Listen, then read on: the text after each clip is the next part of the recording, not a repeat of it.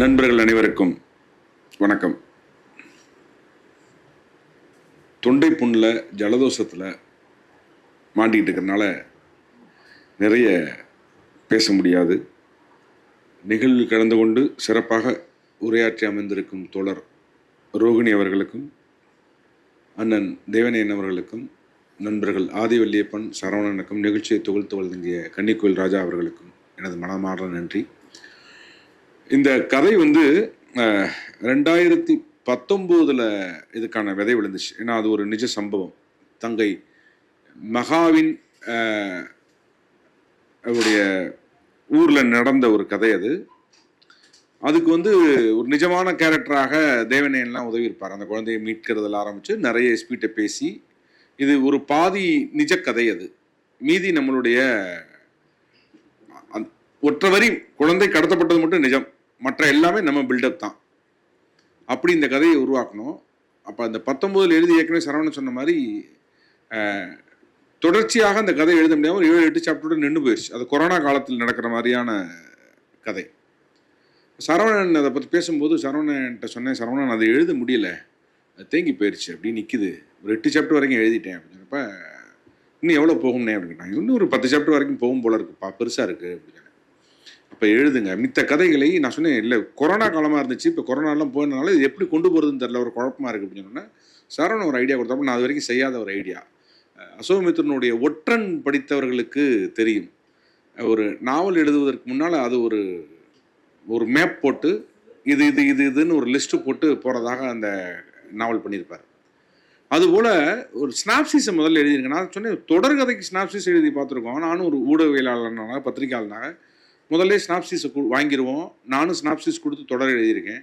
ஒரு நாவலுக்கு எப்படி அப்படின்னு கேட்டால், இல்லைண்ணே அதை செஞ்சு பாருங்கள், உங்களுக்கு ஒர்க் அவுட் ஆகும் அப்படின்னு அவருடைய ஒரு நாவலில் அவர் பண்ண அந்த அனுபவத்தை சொல்லும்போது, சரி நம்ம அதை செஞ்சு பார்க்கலாம் அப்படின்னு சொல்லி அடுத்த சில நாட்களுக்கு இந்த கதையை முதல்லேருந்து திருப்பி படிக்க ஆரம்பித்து, திருப்பி மிச்ச பகுதிகளில் அப்புறம் ஸ்னாப்சிஸாக எழுதிக்கிட்டே வச்சு இருக்கும்போது ஒரு நிறைவு வந்தது. அந்த நிறைவுக்கு அப்புறம் தான் திருப்பி அந்த கதையை அப்புறம் ஒர்க் பண்ண ஆரம்பித்தேன். ஏன்னா கொரோனாங்கிறத மாற்றி கம்ப்ளீட்டாக அது ஒரு கோடை விடுமுறையாக அதை மாற்றி அந்த கதையை, இப்போ ஏன்னா எத்தனை காலத்துக்கு இன்னும் கொரோனான்னு சொல்லிகிட்டே இருக்கிறது, அது நடந்து 6 வருஷம் ஆயிடுச்சு அப்படிங்கிறதுனால அதை மாற்றணும். அப்போ அது என்றைக்கு நிற்கும், கொரோனானா அது அந்த காலத்துலேயே நின்று போயிடும் அப்படிங்கிறது, அதுக்காக அதை மாற்றி அந்த கதையை மாற்றி எழுதணும். அப்போ நிஜ சம்பவம் அப்படிங்கிறதுனால மகாட்டையும் கதையை எழுதி முடிச்சுட்டு அந்த ஊர் ஜவ்வாது மலையை சுற்றி இருக்கக்கூடிய, நான் அங்கே போயிருந்தபோது அந்த ஊருக்கெல்லாம் ஒரு விசிட் போயிட்டு வந்தேன். கதை நடக்கக்கூடிய ஜமுனா மாத்தூர்லேருந்து அந்த ஒவ்வொரு ஊரும் எத்தனை கிலோமீட்டர் நாங்கள் போயிட்டு வந்தோம், நடந்து போயிட்டு வந்தோம், 2 வீலரில் போனோம், சைக்கிளில் போய் பார்த்துட்டு வந்தேன். அது எவ்வளவு ஏற்றமாக இருக்குது, எவ்வளவு இறக்கமாக இருக்குது, எவ்வளோ நேரம் பிடிக்குது, இது எல்லாமே இந்த கதையில் கதாபாத்திரங்களாக உள்ள வரும். இந்த அனுபவங்கள் முழுக்கவே அங்கே நிகழ்ந்தது, சொந்த அனுபவத்தை அது பாத்திரங்களுக்கு வச்சு அதன் வழியாக அந்த கதையை கொண்டு போனோம். மரப்பாச்சி சொன்ன ரகசியம் எழுதிய போதும் காஷ்மீரில் அந்த குழந்தை கொல்லப்பட்ட நேரம் அது.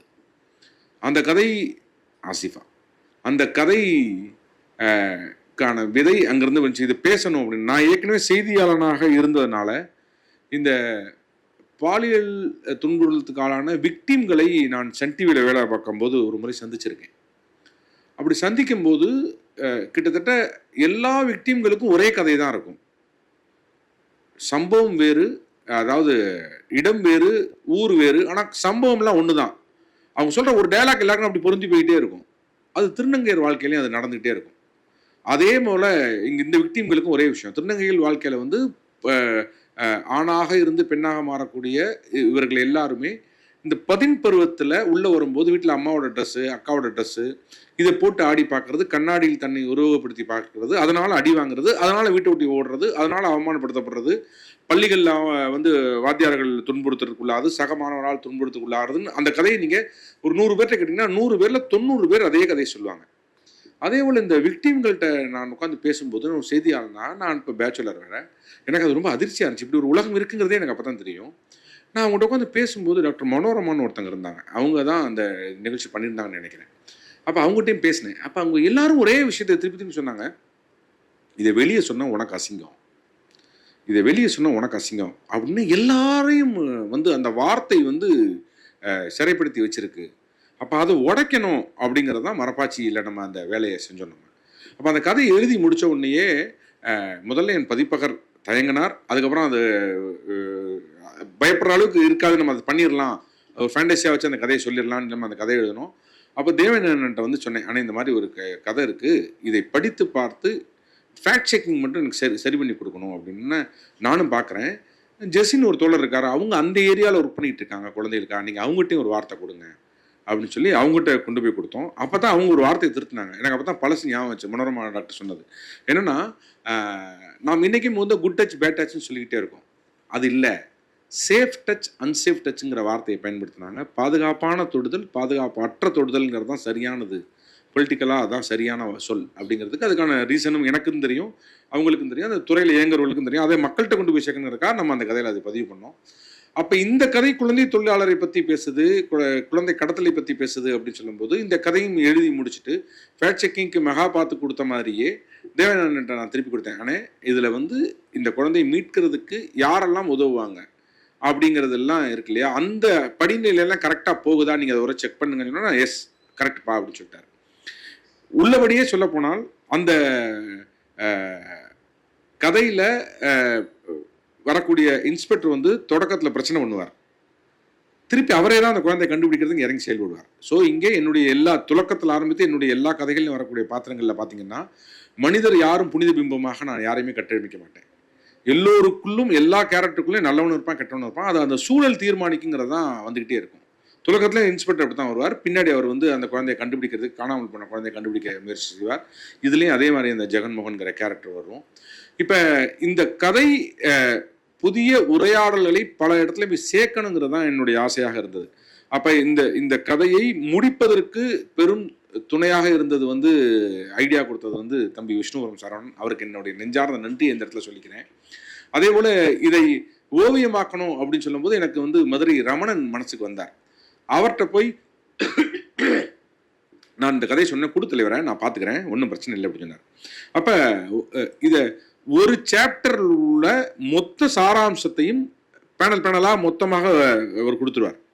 நான் கேட்டேன், தலைவா இது சரி வருமா, கிட்டத்தட்ட 17 சாப்டர் கிட்ட வருது அப்படின்னு. அதெல்லாம் ஒன்றும் பிரச்சனை இல்லை. நான் கேட்டேன், இப்போ வழக்கமாக எங்கள் பத்திரிகையாளர் புத்தியில் போகிற மாதிரி இது பிரித்து எல்லா பக்கத்துலையும் நிறவி போட்டுருவோம், எல்லா பக்கத்துலையும் ஓவியம் வரணும், அப்படி போடாதீங்க தயவுசெய்து, ஒரு சாப்டருக்கு ஒரு ஓவியம் போடுங்க அப்படின்னு சொன்னார். சரின்னு அவர் ஓவியங்களை வாங்கி நாங்கள் உள்ளே ஃபில் பண்ணும்போது தோழர் காலத்திட்ட உட்காந்து பேசும்போது காலத்தி ஒரு ஐடியா சொன்னார். தோழர் இதை நம்ம இப்படி செய்யலாம், நடுவில் வழக்கமாக செய்கிறோம், அந்த இதை வந்து சாப்டர் ஆரம்பத்தில் ஓவியத்தை கொடுத்துருவோம். சாப்டர் ஆரம்பத்தில் ஓவியத்தை கொடுத்தோம்னா அடுத்த சாப்டரில் என்ன வரப்போகுதுங்கிற இந்த ஓவியத்தில் இதை படிச்சுட்டு இந்த படத்தை பார்க்கும்போது அவனுக்கு ஒரு ஆர்வம் வரும், அதன் அடிப்படையில் அந்த கதையை படிப்பான் அப்படின்னு. இப்போ நீங்கள் அப்படி தான் அந்த புக்கு வந்து வடிவமைக்கப்பட்டிருக்கு. நீங்கள் பார்த்தீங்கன்னா சாப்டர் 2வது சாப்டர் 3வது சாப்டர்லாம் பார்த்தீங்கன்னா சாப்டருக்கான ஓவியமே முன்னாடி வந்துடும், படம் வரும் முன்னே கதை வரும் பின்னேன்னு இப்படி போகும் இந்த ஆர்டர். அப்படி அது மட்டும் இல்லாமல் சின்ன சின்ன வேற சில நுட்பங்களான வேலைகள் எங்களால் முடிந்த அளவுக்கு நாங்கள் இதில் லேஅவுட்டில் செய்ய முயற்சி பண்ணியிருக்கோம். அதுக்கு வந்து சைஸில் ஆரம்பித்து விலை வரைக்கும் எல்லாமே தீர்மானம் பண்ணுது. தோழர் வள்ளி சொன்ன மாதிரியே எனக்கு நல்ல வடிவங்களில், பிரமாதமான வடிவங்களில் சிறார் நூல்கள் கொண்டு வரணும். நம்மளுடைய சந்தை அந்த அளவு இல்லைங்கிறத நமக்கு பயமாக இருக்குது. பதிப்பகரை வந்து சந்தை வச்சு தான் யோசிப்பாங்க, அதனால் அதையும் சேர்த்து யோசிக்க வேண்டியிருக்கு. வருங்காலங்களில்